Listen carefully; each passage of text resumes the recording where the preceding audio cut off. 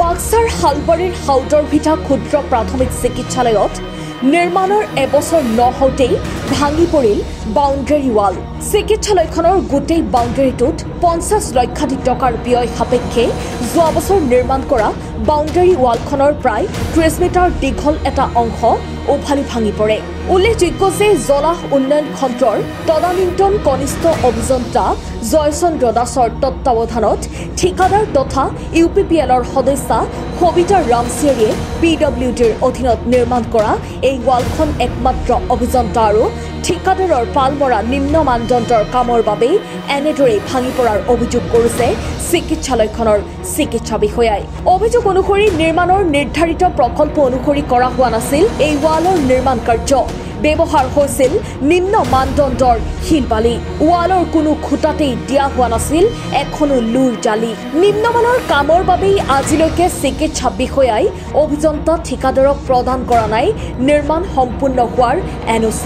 ঠিকাদাৰৰ পৰা নিৰ্মাণ সম্পূৰ্ণ হোৱা বুলি কাম চমজি লোৱা নাই চিকিৎসালয় কৰ্তৃপক্ষই। আনহাতে UPPL চৰকাৰৰ কাৰ্যকালতেই UPPLৰ সদস্যা তথা ঠিকাদাৰে ৰাজহুৱা অনুষ্ঠানত নিম্ন মানদণ্ডৰ কামেৰে চলোৱা নিৰ্মাণ কাৰ্যই চৰকাৰী ধন লুটি পুটি খোৱা স্বভাৱকে প্ৰতীয়মান কৰিছে।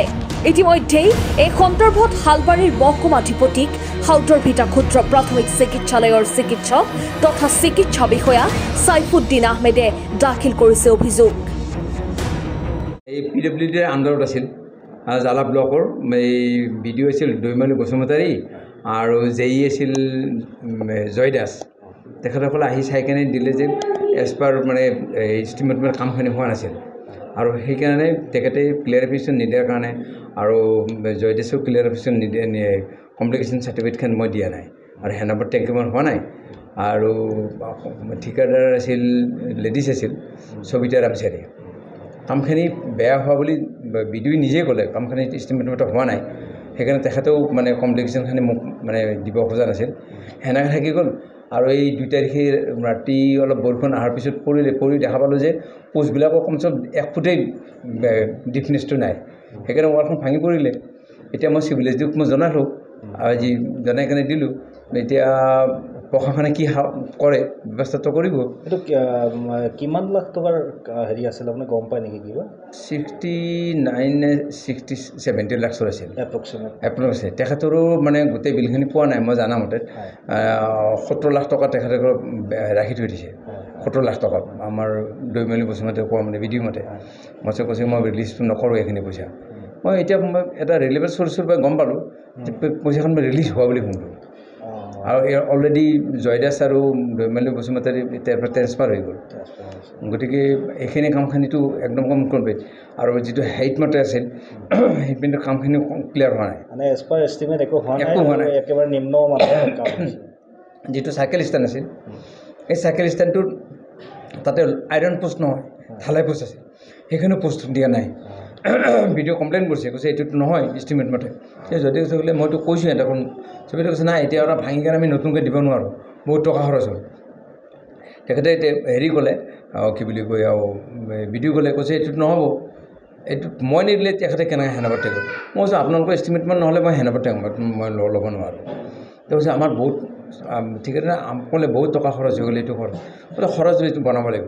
তেখেতে কিবা খং কৰি কাৰণে গুচি গ'ল তেখেতৰ ওপৰত। কৈ তাৰপিছত এনেকৈ থাকিল, এইটোতো ৱালখন ভাঙি পৰিল। এতিয়া অলপ পৰিছে মানে দেখিছোঁ যে ফ্ৰণ্টৰ ৱালখন গোটেই কমপ্লিট পৰিব, গোটেই লাহে লাহে এটা খণ্ড পৰি যাই দিব। ঠিকাদাৰজন ক'ত আছে? এই ৰামচাত্ৰী আছিল সবিতা ৰামচাৰী।